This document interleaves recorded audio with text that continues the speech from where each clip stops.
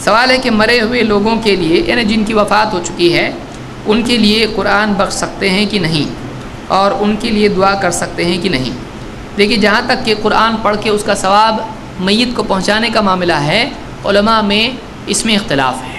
بعض علماء اس کے قائل ہیں کہ ان کو ثواب پہنچا سکتے ہیں قرآن پڑھ کر، اور بعض علماء کہتے ہیں کہ نہیں پہنچا سکتے ہیں۔